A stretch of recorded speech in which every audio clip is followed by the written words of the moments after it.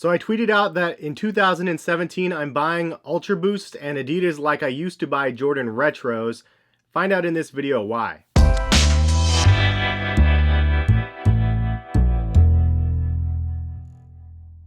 What is going on, guys? This is Hess from CollectiveKicks.com, and I wanted to bring you guys a video today, give you guys my top 5 reasons why I stopped buying Jordan Retros. So let me start off the video first by saying that I am still an avid fan of Jordan brand. Obviously, I have some Jordan Retros behind me as well in some boxes that you cannot see currently. I'm still a fan of the brand and the company. It's just, for me personally, I've hit a point where I just don't see myself buying any more general release Jordan Retros for a while. But I'll get into my reasons in this video. If you guys have additional feedback, leave some comments in the comment section. Also, if you're new to the channel, hit the subscribe button and hit that little bell if you want to be notified when I post videos. I'm trying to do like 3 to 4 videos a week now. So let's go ahead and get into the top 5 reasons why I stopped buying Jordan Retros. So reason number 5 is $190 is a lot of money to be paying for a GR pair of Jordans. When you think about it, the market's just really not willing to be paying $190. The shoes will come out like these ones, and then they'll sit on shelves, and then they'll go on sale, unfortunately, the week following. And so when you have a price point that says $190,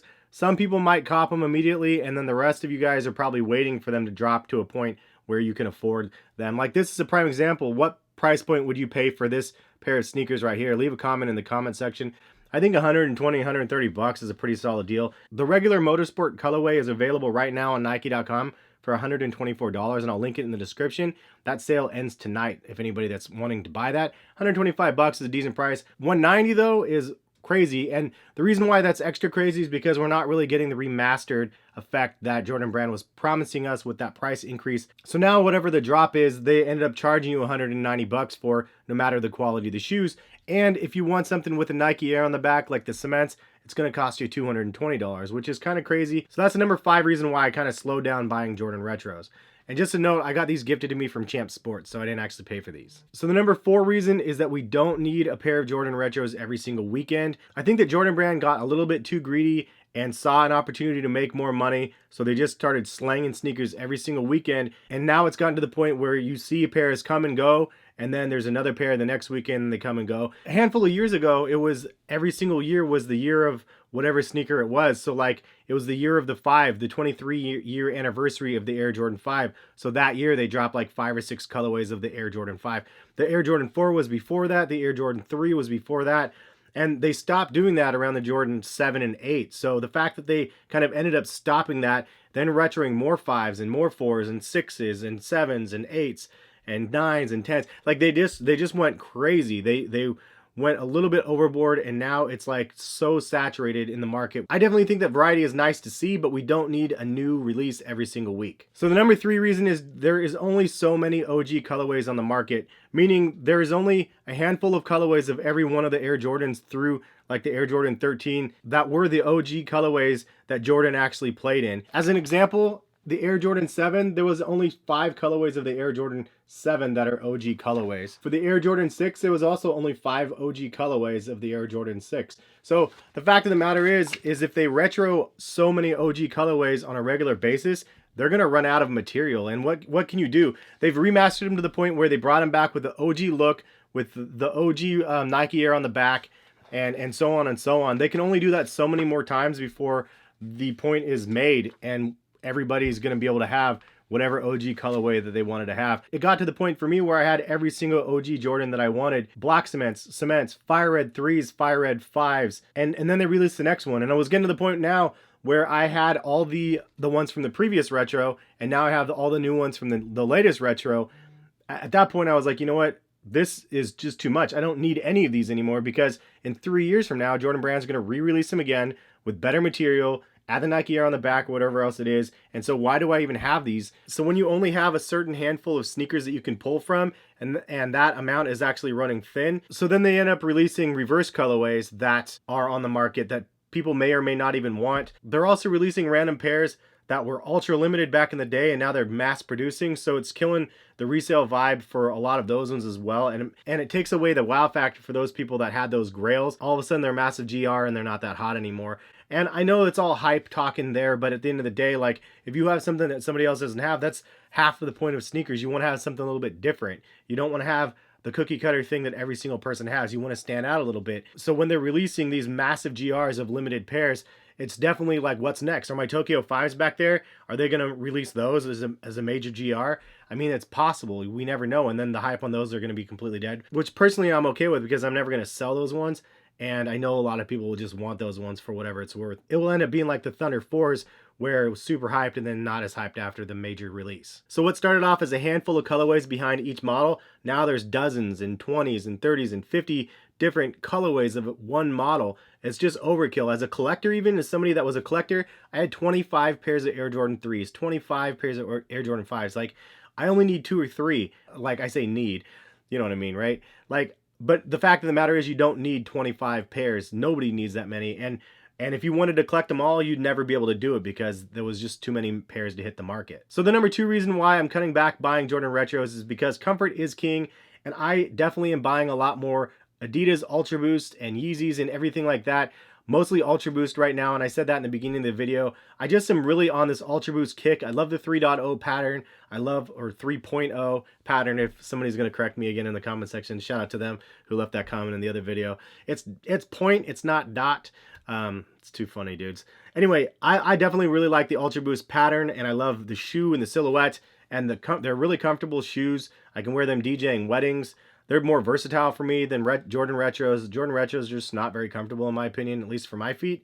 So Ultra Boost, Pure Boost, Yeezy, NMD, all those are great for me. And there's certain colorways that I've had my eye on since the very beginning, so it's kind of fun to be able to see these ones release as the year progresses and then try to be able to cop them. Like the multicolor ones is definitely one that I wanted, and so hopefully I'll be getting that one when those ones drop. Don't get me wrong, Nike has some great things on the market, and I'll be posting a detailed review of these. I've been wearing these a lot. These ones are the Zoom Fly SPs. Definitely have a lot of positive things to say about these. But really, I just like the comfort of the Adidas Boost line. I've been supporting it from the very beginning. And I want you guys to know that I'm not sponsored by Adidas and I'm not sponsored by Nike or Jordan Brand. I live in Portland, Oregon, like the home of Adidas US and the home of Nike headquarters in Beaverton, Oregon. And neither of the companies seed me anything. Like, I get seeded pairs of sneakers from all over the place, but I don't get them from either of these places. And that's why hopefully you guys will understand that this video comes from me. It's not a paid advertisement, or it's not a hidden paid advertisement. It's just the way I feel about the products. I'm not trying to dog Jordan Brand and just lift up Adidas because I'm like sponsored by Adidas or anything like that. Both of those brands don't mess with me. So at the end of the day, I can say whatever I want about each of those brands freely. And if I like something about one brand, I'm definitely going to call attention to it. So I wanted to just get that out there for you guys. So the number 1 reason why I stopped buying Jordan Retros is, for me personally, the nostalgia factor is gone. Like, it was there. It was like dope. Jordan played in these shoes that I was collecting and that I wanted to get. And then they release again and they release again, and then everybody has them. For me personally, I think I'm just past the gimmick of storytelling to sell you a pair of sneakers. Like, Champagne and Cigar Pack was cool when it was just the 6s. The 7s was just not that good of a story, and the 8s were pretty much terrible. For me, I feel like they're just lacking in the storytelling of the products that they're selling you, and really it's just become more of a gimmick to sell you the product and the nostalgic moment. It worked on me for like 20 years. It worked really, really well, but like, I'm past it now. Like, I've had every Jordan retro that I've wanted to own my entire life, and I've gotten rid of a lot of them, and I'm okay with it now. Like, I'm not trying to shoot it down if you're still trying to chase that dream, because it was one that I wanted to have and I fulfilled that. Now it's time to move on to something else. And I think that that's just part of maturing as an individual, and I feel like I've hit that plateau and I'm ready to mature and move on to the next thing. And so that's the reason why I just don't have the nostalgia there anymore. Also, there's no FOMO anymore. There's no fear of missing out. You guys that are stuck in the Yeezy era now might not remember the Jordan era from 2 or 3 years ago, where it was really, really difficult to buy Jordan Retros. As soon as they would release, they would instantly sell out. And we haven't seen that in a long time. So the fact, I mean, the True Blue 3s is a prime example of one. Was like, I can't believe those didn't sell out. They must have made just a ton of pairs of those, because that was a shoe that everybody wanted to have. And then all of a sudden they released it and nobody wanted it. $220 was a crazy price point, and all the other reasons that I listed in this video. But at the end of the day, there's no fear of missing out. You can wake up at 10, 11, 12 the next month and still be able to get the Jordan Retros that have released. And that wasn't the case in the past. You had to be able to be on the ball like you are with the Yeezys to be able to buy the Jordan Retros that they used to release. So I don't know if we're really going to get that feeling back. I know that on select pairs, it's always going to sell out. There's always going to be pairs that are going to hit the market and instantly sell out. Black Cement 3s is a pair that I definitely want to get with a Nike Air on the back. that will probably be my next Jordan purchase that I really want to get. But for the most part, like, I don't know, I just don't feel the need to fulfill that void anymore. For me, I'm not just buying Yeezys and stuff like that. I'm buying things that are functional to me and things that fit my lifestyle and things that are comfortable and things that are vibrant or whatever the colorway is that I like or whatever model it is. So I'm just buying what I want. Unfortunately, right now for Jordan Brand, it's just not their products. And I've seen a lot of the forecasts for the next handful of releases. Literally none of those colorways called out to me and said, hey, I need to get every single one of those. I'm sure there's going to be colorways that I definitely am interested in buying going forward, but right now I can't see myself justifying the price point with the frequency that we're seeing and the mass quantities that we're seeing with some of these Jordan releases. So what do you guys think about this subject? Weigh in the comment section. Let me know what you feel about this subject. I mean, it's one of those ones where I know people are going to call me a hype beast because I've jumped on the Adidas bandwagon. I jump shipped on Jordan Brand.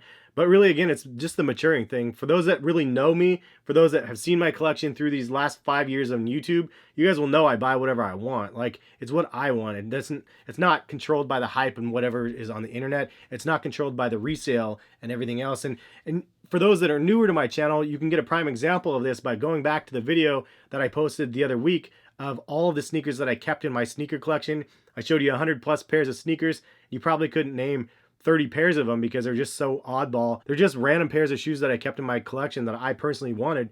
No hype or anything attached to it. So I'm not afraid to be called a hype beast or whatever it is out there. I know for me personally what I like and what I don't like. And I'm not feeling the vibes that Jordan Brand's putting out in the season to come. So we'll see what ends up happening, what the next Jordan Retro will be that I end up buying. You guys can take bets on that in the comment section if you guys want as well. If you are on the market for an upcoming Jordan release, leave a comment. Let me know what one you guys are actually interested in purchasing and why. I definitely want to see what you guys have to say about that. But thank you guys for watching this Top 5 Tuesday video. Hopefully it was somewhat informative, somewhat fun. If you guys like these videos, check the playlist on the screen right now, and you can see my other Top 5 Tuesday videos. Have a good Tuesday, and we'll catch you guys for some more videos soon. Peace, guys.